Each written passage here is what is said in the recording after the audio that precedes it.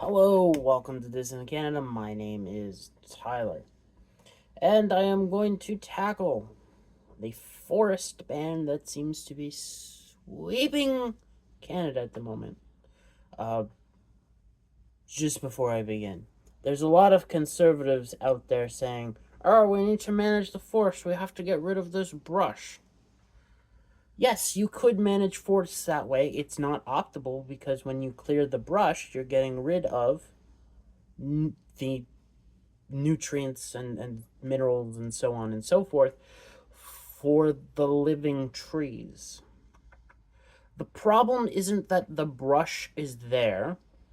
The problem is the brush is not sufficiently wet to not catch fire.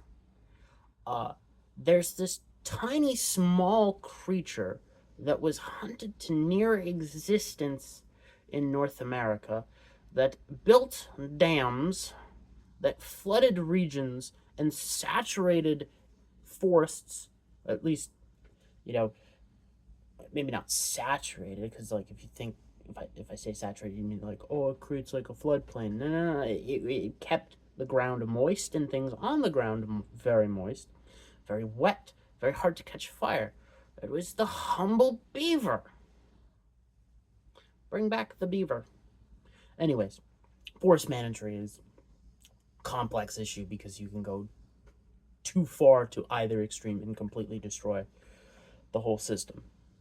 So it's a very nuanced topic that is another topic. Instead, I'm going to focus on the bans.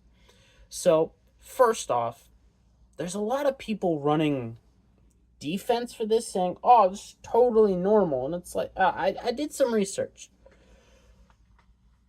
The bans on fire, on starting fire and, fire related products, that's normal, okay? Absolutely normal. That happens during fire season. Basically, every year there's a uptick in fires, okay? Uh, Nothing out of the ordinary there. Fines come along with it, potential jail time because, like, you're unintentionally burning shit down. Like, I can understand that perspective, all right? You are creating severe societal problems or the potential for it, okay? I can understand that argument and we can have that discussion in a reasonable way, all right? What is relatively new, all right, is wide sweeping bans from for people to not go into crown land. That's new. Yes, they've had previous bans that were localized because of, hey, we're dealing with a forest fire here. We don't need dipshits running around while we're trying to get this under control. That is normal. Wide sweeping, hey, nobody in the province can do this, the entirety of Crown land, that is new. And how it's being sold is incredibly interesting that I don't see people talking a lot about. All right? Like, people are coming up with all these theories, and I don't think we have enough to go on yet. It could just be an authoritarian test run. I'm going to get into some of these later, but we don't have enough information that has been publicly said or publicly leaked or discovered through online sleuthing yet. It's still early what's really going on here. Bella, are you okay? Don't be a dipshit.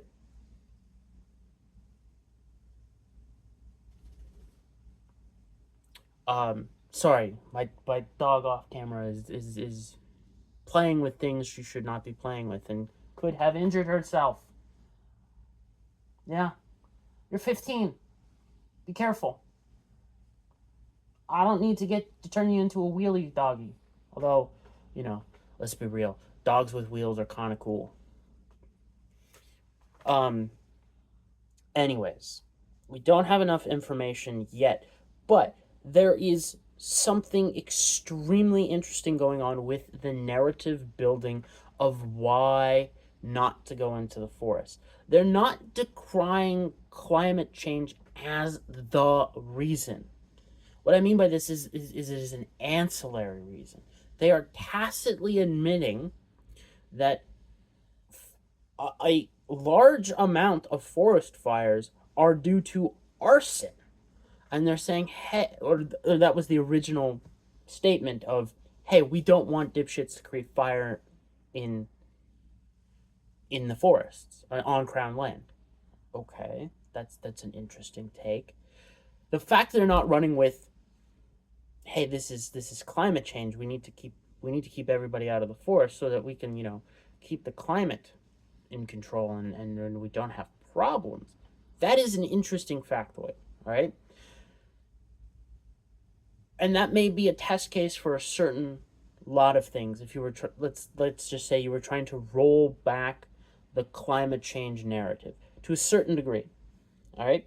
A great test case, if you had to say 180 on a dime on that narrative, you can't, because the people who have been sold to it have been propagandized and are a little loopy, to say the least. Okay. Um. So how would you do that? Well, you'd slowly start shifting the narrative away from why we don't do certain things, from, oh, it's the climate, to, oh, hey, it's dipshits who smoke in the woods and then they cause forest fires. And there is some precedent for this in the data. Okay. um I believe it was the Remanded on X. Go give him a follow. Does interesting work. um Put out the data on, from BC, just BC, the statistics of how many forest fires in a given season, uh, and in this given range, I think from now until like 2000, something like that. And it broke down by percentage of what were the cause. And 50% of the cause was like lightning. Okay, natural occurrences, that's fine. That's interesting. 47% was straight up arson, and 3% unknown, so likely arson as well. Um, so basically, when you break it down, it's basically 50-50 between, well, it's a natural occurrence and some dipshits doing some dumb stuff in the forest or in surrounding areas. So, like, again, there's this tacit admission that it's like forest fires aren't exactly caused by climate change. Remember, that was the immediate response of this, of, hey, we are stopping you from entering the forests because of dipshits. Which, you know, on a very localized situation where you are dealing with, say, an out of control forest fire, and you say, this many hectares around it, we have to quarantine because we're dealing with a forest fire and this could rapidly get out of control. Different story. This is the entirety of crown land. People are coming up with theories of, hey, this is just a control apparatus of some kind so that we can use the crown land for something else. And to me, you could go that route, but if you're going to go the authoritarian route and say this is about, pushing people away from, specifically Canadians, where outdoor activities is like an extreme part of the culture. Even me, someone who is not a fan of, all those outdoor activities, I typically get to the beach once a season. Like, different kind of outdoor activity, but like outdoor activities are very much ingrained in Canadian culture. Like hiking, camping, fishing, hunting, you name it. Like, that is as Canadian as it gets. Like, the good old boys who, cemented the Canadian military as a force to be reckoned with that can punch above its weight, were all into that shit. So it is a very historic precedent in Canada. Could it be going after those activities? And trying to separate that cultural identity from Canadians? Sure, but I think like if you were, trying to repurpose Crown land or trying to separate the identity from Canada of going out or push people into the cities, all right, so that you could create your 15-minute cities and so on and so forth, I don't see why you wouldn't go down like the Pacific Palisades route or the Lahaina route, where you feign incompetence, you allow the place to become a tinderbox, and then you just let it burn. Like, I don't understand why you wouldn't go down that route of like, well, it's already burnt. Well, now you can't do all those things. Maybe we should do some more government management of this forest. Like you can see the route where you would go down that way, where you could be like, well, the government can't manage this forest very well, so we're going to sell off a large percentage, say, a couple thousand hectares to start. All right, we're going to sell off this land to, Bill Gates's uber secret, totally not owned by Bill Gates, charity number 1 billion. All right, and they're going to create a carbon capture system, and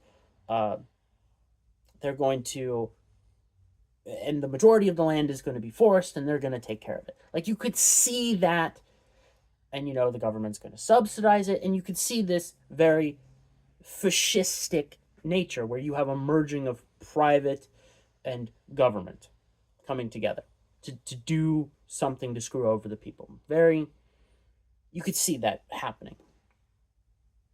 All right? But they're not doing that. They are limiting access to that. Now, I was just reading something before recording this about, wanting to keep people out of the forest because Nova Scotia has now lifted the ban on uranium mining, and that's what they're doing. They're going to do that in the forest. And it's like, again, why wouldn't you just let it burn, sell it off for pennies on the dollar, and, you can have your cronies come in and do what they want. And, you can create this whole narrative about it, which is important to these people. They don't care so much about results. They do to a certain extent. The narrative is what matters. They can't crack the narrative, which brings me back to they're not running insanely with climate change. This is an extremely important point that isn't, I think, getting the mentions and the due it deserves. They're not saying, hey, you can't go into the forest because of climate change. They said, hey, you can't go into the forest because you're a dipshit who could start a fire. And then they said, you can't go into the forest because you're a dipshit and we don't want to save you. Very different narrative putting out there than the climate change one we are used to. Could this be a test case for, can we get away with certain actions without using standard messaging because it's no longer working? Absolutely. Like, that was kind of my first take of, hey, they're not running with the traditional story and narrative that we are used to. Why? And I came to the conclusion of like, well, what happens if the climate narrative is being crumbled before your eyes? You're seeing more and more people get on board with, say, the Trumpian narrative of just, nah, fuck it. We're done with this horse shit. We're done, drill, baby, drill, let's go. Okay? You see the same very sentiments out of Alberta with independence. And you have to walk back these climate change policies and this narrative. You have to, so that you can maintain a certain amount of control. Specifically, Carney in Canada with Alberta. Okay? He has to maintain a specific amount of control. He has to keep Alberta in. He has to make these pipelines. So you can't have the climate change narrative be as powerful and pervasive as it is. So how do you start busting up that narrative? Well, here's one way to do it. Now, another theory that I came to was, okay, the globalist power factions are on the back foot. They are dealing with Trump the best they can, but not very well. And Trump is gaining. He's got popularity outside of the United States. Specifically, his domestic policies have popularity. People love them. All right, that right wing populism is very popular amongst average working day people. They kind of like a lot of what he's doing. Trump's got a lot of issues this this time round, but and he's doing a lot of dumb shit, but he's doing some really good shit, and it's yielding really good positive results. So if you're a globalist and you are seeing Trump seize power, because he is using the economic strength of America to take power. He is acting in that top dog way.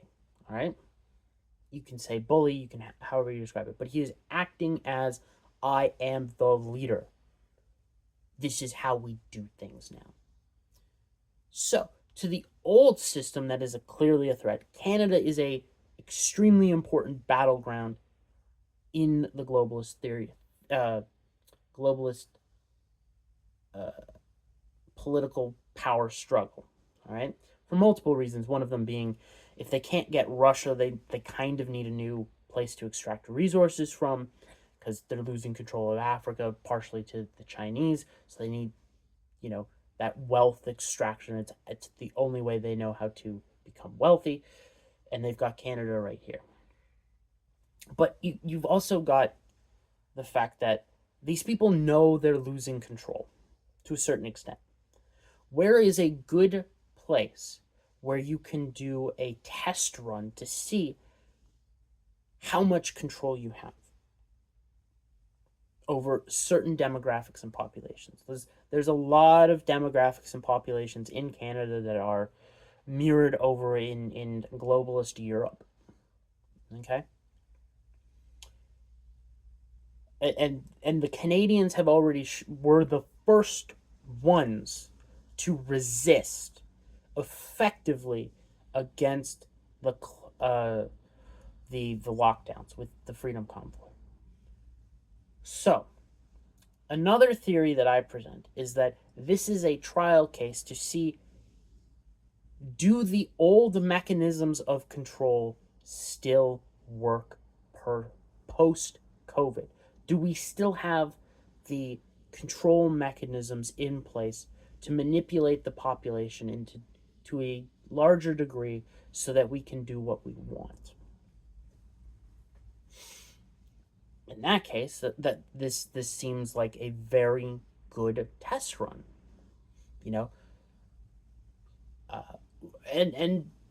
but again, this is all theory crafting around what's going on. Like the hardest thing to deduce with, say, the globalist power structures is what their plans are, not because they don't come out and say through the World Economic Forum or the UN put out all these plans.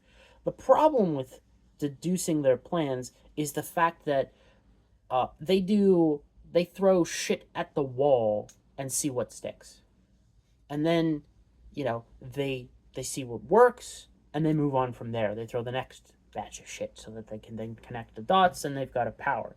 And then the problem is on the freedom side of people is you see people connecting the dots, and instead of looking at it as an entirety of they're just throwing shit at the wall to see what sticks, they go, it's this grand plan, and it's like they don't have the capability anymore of those grand plans. You do not have the likes of, say, Henry Kissinger, who did come up with some of those grand plans in the past. He's not in power anymore. You have basically the equivalent of Henry Kissinger's retarded step-cousin in charge. That's who you're dealing with. That's why everything seems so scatterbrained and so schizophrenic on certain policy decisions, as you can see with the Biden admin of Biden not being in charge. Whoever was controlling the auto pen that day was in charge. That's why you had so much back and forth. So, yeah, that's just kind of my early thoughts on what's going on here. And it's complicated because there's a lot of good reasons, or not good, but good from, say, the totalitarian regime way of why you would do this. And you're only really going to find out once it's enacted at this point, unless someone can dig up communications with what's his name, is it Tim Houston or whatever, and see what's going on. But I highly doubt those leaks will come out. But it is something to keep our eye on, because again, it could very well just be another test case like the Arab Spring, being a, we're going to deploy social media as a weapon, we need to test it. Like, it could be something like that. Could this be a trial run for climate lockdowns?